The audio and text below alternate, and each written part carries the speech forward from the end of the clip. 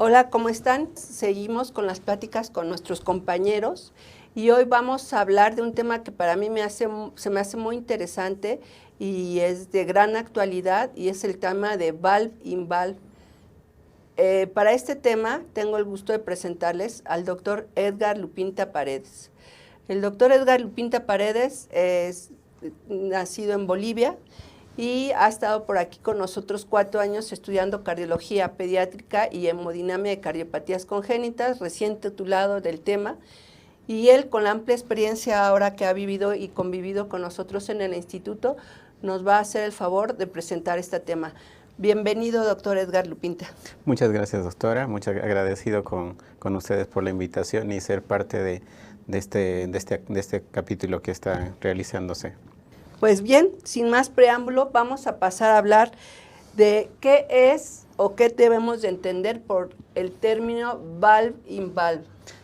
Muy bien, doctora. Mire, en el tratamiento de las cardiopatías congénitas, pues se han estado colocando válvulas protésicas y mecánicas. Sin embargo, las protésicas tratamos de colocarlas por la similitud, por la gran funcionalidad que tiene. Sin embargo, estas tienden a degenerar y llega el momento de cambiarlas. Pero en ese momento de cambiarlas podemos darle la alternativa de colocarle una prótesis biológica a través de cateterismo, es decir, implantar una válvula en otra. Eso es el valve-in-valve.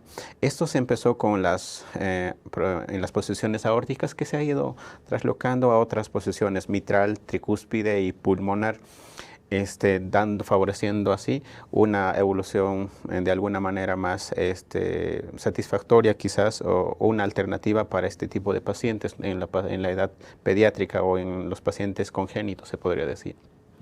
¿Cuáles son los antecedentes históricos del valve-in-valve? Mire, para ir a los antecedentes, quería mostrarles algunas diapositivas donde, como mencionábamos, empieza todo desde 1970, donde se empiezan a hacer los casos, las simulaciones para colocar válvulas. Sin embargo, es en 2000 el doctor Bonhoeffer que implanta una válvula en la posición pulmonar, además el doctor Cribb en posición aórtica. Entonces ahí empieza la carrera, como lo dicen también algunos autores, la odisea para poder ser realizable mismo. Entonces es así que con una planificación, la ejecución de estas, además los estudios aleatorizados, controlados, han hecho posible que esta técnica se vaya realizando de forma satisfactoria, reproducible, no solo en un centro, sino en muchos. Tal es el caso que tenemos de un gran número de pacientes que se están beneficiando de este procedimiento. Es así que en 2012 se aprueba por la FDA el implante de la válvula aórtica en posición aórtica por cateterismo, y es en pacientes con prótesis fallida. Mientras en el 2015, en poco tiempo, con el estudio Partner 2, se está probando valve-in-valve, lo que se estaba enunciando en una primera instancia, donde se tiene una supervivencia mayor al 85%. Entonces, otro dato también que cabe recalcar, pues las prótesis no crecen, los stents son rígidos. Entonces una cosa que a largo plazo sí o sí es necesario vigilar en nuestro grupo de pacientes pediátricos o con cardiopatías congénitas. Qué interesante, realmente es una técnica muy novedosa, realmente de 2012 para acá han pasado 10 años y de 2015 que autorizó la FDA llevamos 7 años de estos procedimientos. Son procedimientos muy nuevos y muy actuales, qué interesante. Sí, así es, doctora. Entonces, mire, son una gama importante de válvulas que se están formando cada año, 2016, 17, incluso en Argentina, con colaboración china, fueron creando su propia válvula autoexpansible, la Venus y otras. Sin embargo, las más conocidas son estas dos, ¿no? Que suenan mucho. La válvula Melody, que está en la porción izquierda, y la válvula Sapiens en la porción derecha, cada uno con sus características, particularidades y peculiares, además con sus beneficios, se podría decirse. Sí, entonces,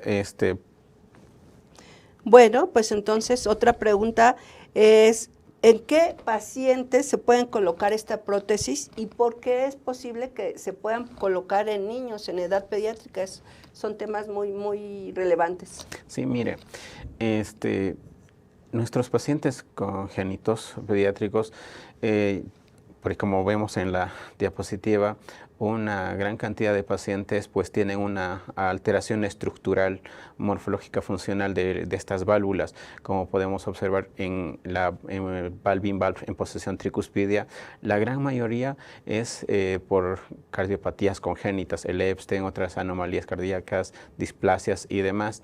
Entonces, uno de los datos que se puede asemejar por qué realizarse, pues es en aquellos pacientes que ya tienen comorbilidades, ya tienen varias operaciones con anterioridad, donde tengan un riesgo elevado ante la nueva reintervención quirúrgica.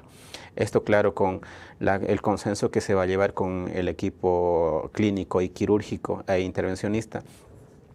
Uno de los datos importantes es del registro que tienen de este procedimiento en posición tricúspide, es de 156 pacientes en 53 centros. Es uno de los registros más grandes que está descrito en la literatura, donde vemos que la mediana de edad de los 12 años y de peso que van de los 6 años a 43 años, mientras el peso de 13 a 68 kilogramos es una cosa que nos ayuda o es una alternativa más para nuestros pacientes. Eso sí, ¿por qué podemos realizarlo en edad pediátrica también? Porque los accesos vasculares era una de los limitantes. Sin embargo, los introductores han ido disminuyendo, o sea, actualmente con 14, 16 French es factible. Antes eran 22, 24, entonces era una limitante para la edad pediátrica y realizable para la edad adulta. Los resultados son satisfactorios. La vida media de estas prótesis es adecuada, de los 6, 8, 10, 12 años, dependiendo de cada paciente. Un ejemplo es lo que se realizó en el instituto, donde se tiene una niña de 13 años y el antecedente tenía como diagnóstico posoperado de una cese de una CIB, la válvula tricúspide estaba cabalgada, displásica. Por esa situación se cesó la CIB, se le implantó una prótesis Carpenter-Edwards Perimount número 25, pues eso fue a los 6 años, a los 13 años nuevamente ingresa por la disfunción de esta prótesis calcificada con panus, que eso es lo que van generando estas válvulas.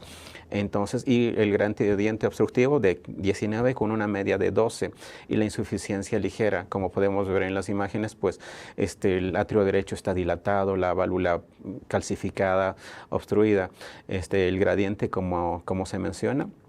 Y se observa, pues se pasó a la sala de hemodinamia, lo que aquí también se vigila es que las asestas estén alineadas, se alinea el balón con el stent, como podemos ver en la imagen superior derecha. Posteriormente, en algunos casos es necesario dilatarlos para poder favorecer el sistema de liberación para poder atravesar a través de la válvula. Luego, después de ubicarlo en adecuada posición, se hace la entrega de la válvula y en algunos casos, en caso de que no esté adecuadamente expandido, se puede realizar la dilatación. Ya ese es el resultado final. El gradiente no quedó con gradiente, la insuficiencia tricuspidia es mínima, la paciente se encuentra en vigilancia con adecuada evolución, con sus medicamentos, no necesitando de anticoagulación en este caso, por ejemplo. Otro escenario es en la posición mitral. Entonces, acápite es mencionar cómo es algo desafiante el reemplazo de la válvula mitral. Uno, porque el anillo, el atrio izquierdo, el ventrículo izquierdo son pequeños, cosa contra las válvulas protésicas que existen, ¿no? Entonces nuestros cirujanos también hacen maravillas, hacen de su pericia para poder implantar las válvulas a edades pequeñas si fuera necesario. Entonces, incluso esto tienen los riesgos de que haya alguna obstrucción al tracto de salida, queden con algún bloqueo o trastornos de la conducción. Las complicaciones tardías, pues, relacionadas con la anticoagulación, hematomas y hemorragias.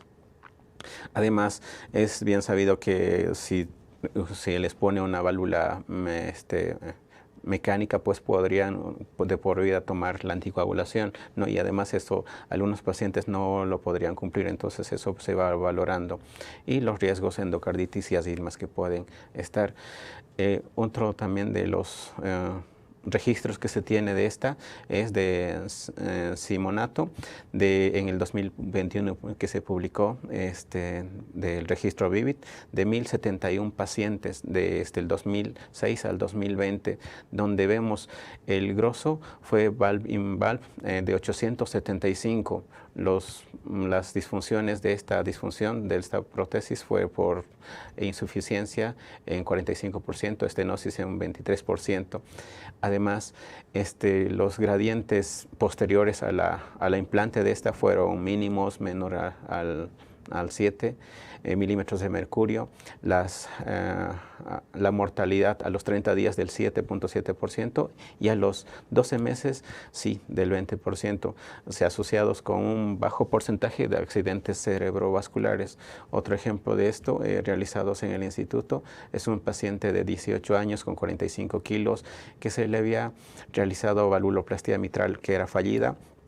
La mitral tenía una alteración congénita. A esta también se le realizó el cambio de la válvula mitral por una Carpenter Edwards número 25 en el 2016. Esta, pues, a los 5 años presenta la disfunción. Se observa, se hace el abordaje para poder realizar la planeación de esta. El anillo interno por la tomografía es de 25 milímetros, el área de 2.42. En el ecocardiograma transesofágico se observaba un gradiente medio de 14 y la insuficiencia tricuspidia moderada, como podemos ver en las imágenes. Pues eso es un caso, por ejemplo. En la válvula mitral, el implante, las opciones son transapical, auricular, y la otra venosa a partir de una punción transeptal, como se realizó en el caso que se está presentando. Se realiza la punción, se realiza la dilatación o ampliación de ese defecto interarterial realizado. Posteriormente se va avanzando el dispositivo o la válvula protésica, ubicándola en la posición que le corresponde. Se hace la entrega del mismo. Tuvo no una adecuada expansión, por lo cual necesitó la dilatación del mismo. Pues el resultado es como se puede observar en la imagen inferior, con una mejoría significativa de lo que es del gradiente, que quedó sin gradiente, con adecuada apertura, sin fugas paravalvulares en este caso.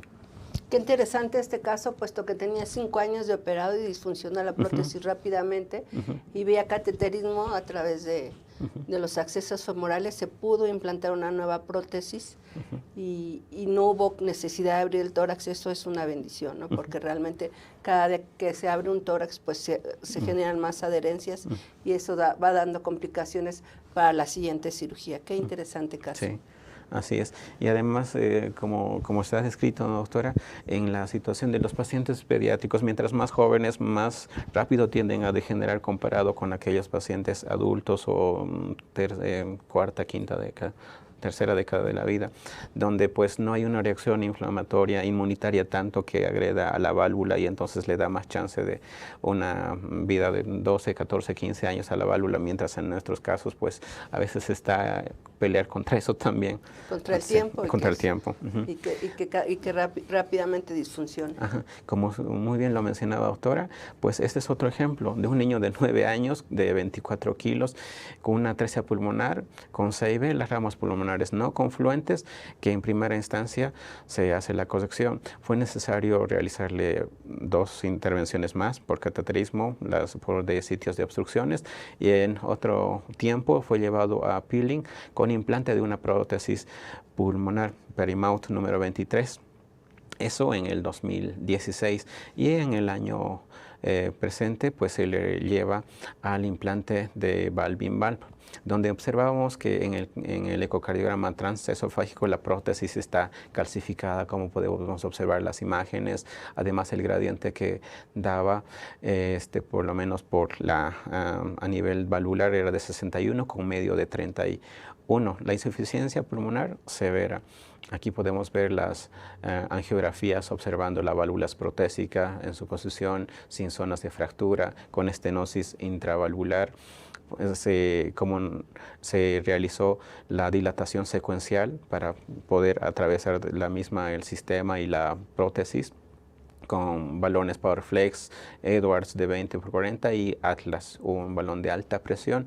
Ya una vez posicionada en su lugar, la válvula se procede a entregarla. Posteriormente se observa que no está del todo expandida, tiene una subexpansión, por lo cual se realiza la redilatación con un balón Maxi LD 25x40. El resultado es como lo podemos ver en la imagen inferior izquierda, donde la insuficiencia es mínima, casi no se ve, como puede observar, no se observa, es incluso posiblemente por el catéter. Y esos son los datos actuales que tenemos del implante percutáneo de valve-in-valve en el instituto. Un total de 21 pacientes fueron beneficiados por este método. De estos, 1 en posición tricúspide, otra en posición mitral y 6 en posición pulmonar. Qué interesante. Realmente estos métodos de tratamiento nos alimentan mucho el tratamiento de nuestros pacientes, nos amplían el panorama. Yo sé que tiene costos y no vamos a hablar de eso, sí, no. Pero realmente contar con ellos y poder ayudar a nuestros pacientes con los tipos de procedimientos realmente son muy, muy interesantes. Sí, así es, doctora. Pues mire, como lo mencionábamos, la mayoría de los implantes quirúrgicos en algún momento lo van a necesitar. Entonces esto llega a ser una herramienta más en el arsenal del tratamiento de nuestros pacientes. Ahora, el estar en un periodo corto de tiempo para nuestros pacientes con complicaciones, las existen, sí están, pero menores, pues es una alternativa para ellos. Claro que no va a ser para todos, sin embargo, porque cabe recalcar que el reemplazo de las válvulas llega siendo el gold estándar, la quirúrgica, pero en aquellos pacientes que tienen comorbilidades, el riesgo elevado y demás, como las múltiples cirugías, esta es una alternativa, ¿no?, que estamos mencionando. Bueno, ¿y qué debemos de vigilar a corto y largo plazo en este tipo de procedimientos que estamos haciendo ahora? Vigilar, vamos a ver la mejoría de la clase funcional, que en la mayoría de los reportes está descrito. Vamos vigilando en la consulta externa también con ecocardiograma para ver cómo se encuentra la función de esta. Que no haya una calcificación importante, el panus, la angiotomografía, la resonancia para ver los volúmenes, los gradientes. En algunos casos, muy pocos casos, se han descrito cateterismo, pero con la mayoría, con un ecocardiograma, la clínica, electrocardiograma, es suficiente. Ahora, en los medicamentos, en la mayoría está descrito el clopidogrel y la aspirina, y continuarlo con aspirina de por vida. Y su profilaxis antibiótica de por sí. Muy bien. ¿Y cuál es el futuro de este procedimiento, de estas valve-in-valve? Como lo mencionaban, como es una odisea, es algo que ha ido modificándose con el tiempo. En estos últimos 20 años fue sorprendente lo que hemos avanzado la parte de la medicina, la intervención y demás. Entonces esto va para más adelante. Como les decía, son varias las empresas, las casas comerciales que van mejorando su producto, mejorando las características de estas, propio del Venus, para poder ser implantable válvulas y demás. Entonces esto no tiene pie para atrás, más al contrario, es para adelante, para darle una mejor alternativa u otra alternativa para estos pacientes. Pues no nos queda más que darle las gracias al doctor Edgar Lupinta. Esta es información que nos educa, que nos hace proyectar qué es lo que estamos haciendo ahorita, qué es lo que se está logrando, me parece muy importante. Yo cada día aprendo más, como decías tú, yo recuerdo cuando estaban llegando los balones de alta presión hace como 10, 15 años y ahorita ya vamos en estas prótesis, me parece muy interesante. Es un arsenal de tratamiento en el que tenemos que tener en cuenta, y cuando tengamos el recurso, podérselo ofrecer a nuestros pacientes es excelente, y que sea en pacientes pediátricos o de cardiopatías congénitas todavía aún mejor, para no estar abriendo esos tórax con los cuales sufrimos todos, el cirujano, los papás, el paciente y los médicos. Yo agradezco su presencia, agradezco su excelente presentación, y se va usted muy bien preparado y con una amplia experiencia en este tipo de procedimientos. Muchas felicidades. Empezando amplia, no creo que es mínima, pero la necesaria para poder empezar a trabajar. Muy agradecido, doctora. Con ustedes les damos los buenos días y disfruten del curso. Gracias.